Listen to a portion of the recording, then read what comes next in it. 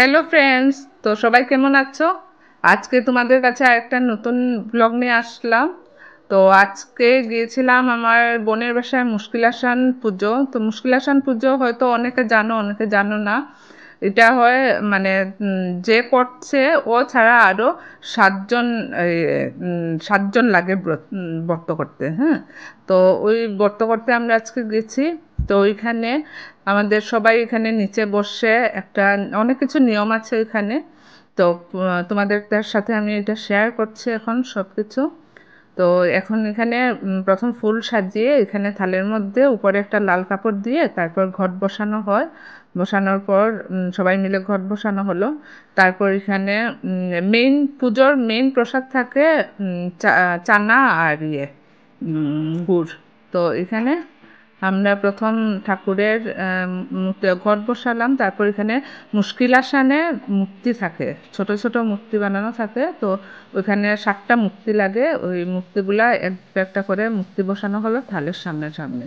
এটা যে যেরকম মূর্তি পারে, কেউ কে সুন্দর সুন্দর এটা মূর্তি বানিয়ে কিনে একদম কালার টালার করা সুন্দর মূর্তি আনে, কেউ মাটি দিয়ে ঘড়ি বানিয়ে দেয় মূর্তি, যে যেরকম বানায়। তো এটা প্রত্যেক বৃহস্পতিবারে হতে লাগে সকাল 10:30 11টার পরে পুজোটা হতে হয়।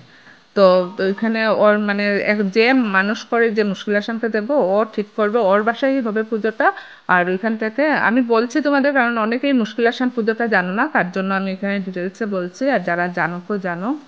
তো এখানে ঘট বসানোর পরে আমরা মুশকিল আসানের 7টা মূর্তি লাগবে, 7টা মূর্তি দিয়ে মূর্তি বসালাম। তারপর 7টা মূর্তিতে সিঁদুর দেওয়া হলো। এখানে ঘটের উপর ধান দুব্ব দেওয়া হলো। আর এটা হলো সবার বাসায়, সবাই যারা ব্রত করতে আসবে সবাই মিষ্টি নিয়ে নিয়ে আসতে হয়। তো মিষ্টি নিয়ে সবাই এসে মিষ্টি ফুল যে যেরকম পারে নিয়ে আসলো। তারপর এখানে সবাই একসাথে বসে এখানে ঘটের মধ্যে ঘট বসানোর পরে মূর্তি বসানোর পরে সবাই মিলে সিঁদুর দেওয়া হয় মূর্তিতে। তারপর সবার সামনে একটা ছোট ছোট কলা পাতা রাখা হয়।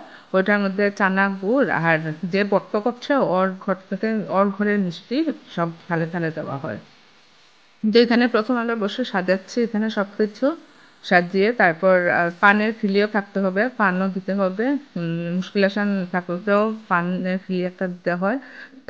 একটা কলা পাতার মধ্যে ঠাকুরের জন্য সব মিষ্টি একটা একটা দিয়ে, সবার যারা যারা এনেছে সবার মিষ্টি থেকে একটা একটা মিষ্টি দিয়ে, আর যার ঘরের পুজো যে মেইন ব্রত করছে ওর মিষ্টি দিয়ে সাজিয়ে এখানে দেওয়া হয়।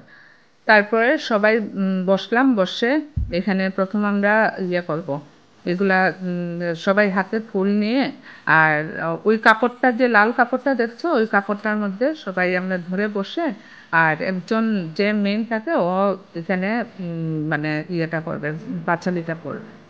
তো এখানে সব রেডি করা হয়েছে, হয়ে এখন আস্তে আস্তে আমরা প্লেটে ফুলগুলো দিয়ে সাজানো হচ্ছে। প্লেটেও সব প্রসাদ প্রসাদ মানে সবার থালের মধ্যে আলাদা আলাদা করে দেওয়া হচ্ছে। অনেক কিছু নিয়ম আছে, বেশ অনেক নিয়মই আছে এখানে, আমি বলছি একটা একটা করে। তো তোমরা এখানে প্রথম আমাদের এটা ঘট সাজানো হলো, মূর্তি বসানো হলো।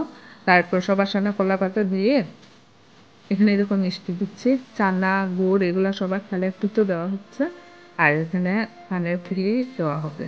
এখন ঘটের মধ্যে সবাই মিলে ধান দুব্বা ঘটের মধ্যে দেওয়া হলো, দিয়ে দুপার দিয়ে মানে ঘটে পুজো শুরু করা হলো। আবার এই পুজোটার সময় না, যখন পাঁচালিটা পড়া হয় তখন পাঁচালি পড়ার থেকে প্রসাদ খাওয়া পর্যন্ত কেউ কোনো কথা বলতে পারবে না। সবাই একদম চুপচাপ, মানে মুখ পুরো বন্ধ থাকতে লাগবে। তার জন্য আগে সব কিছু রেডি করা থাকতে লাগে, যাতে পরে আর কিছু খোঁজা খোঁজা বা এখানে পুজোর থেকে উঠতে পারবে না, এটা নিয়ম পুজোর মধ্যে।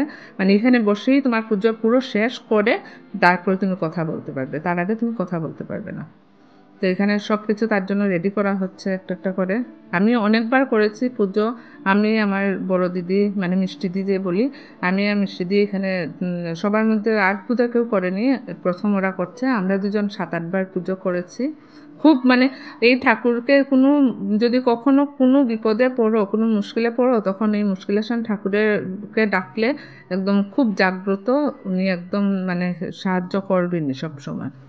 তো খুব মানে ভালো লাগে আমার পুজোটা। কয়েকদিন আগে আমি ভাবছিলাম এই মুশকিল আসান পুজো অনেকদিন ধরে করিনি, ঠাকুরকে বলছি তোমার পুজো করতে ইচ্ছা হচ্ছে, পরদিনই শুনি আমাকে আমার বোন ফোন করে বলছে মুশকিল আসান পুজো করবো, তুই ব্রত করবি নাকি? আমি শুনি বলছি হ্যাঁ হ্যাঁ ব্রত করবো ব্রত করবো। তো এখানে আমাদের শুরু হয়েছে। দেখো আস্তে আস্তে সব কিছু রেডি হয়ে গেছে। এখন সবাই হাতে ফুল নিয়ে যে আঁচলটা দেখো, আঁচলটা একটু লম্বা করে রাখতে হয়, আঁচলটা দিয়ে কাপড়টার মধ্যে সবাই ধরে বসে তারপরে জোকার দিয়ে পুজোটা এখন শুরু হবে।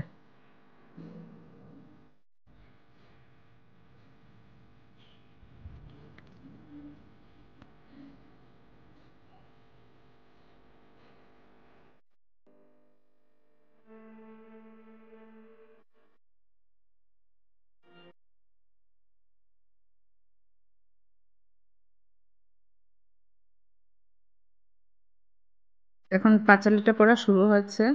আর বাকি মানে পুরোটা আমি ভিডিওতে নেই পুজোটা শেষ পর্যন্ত।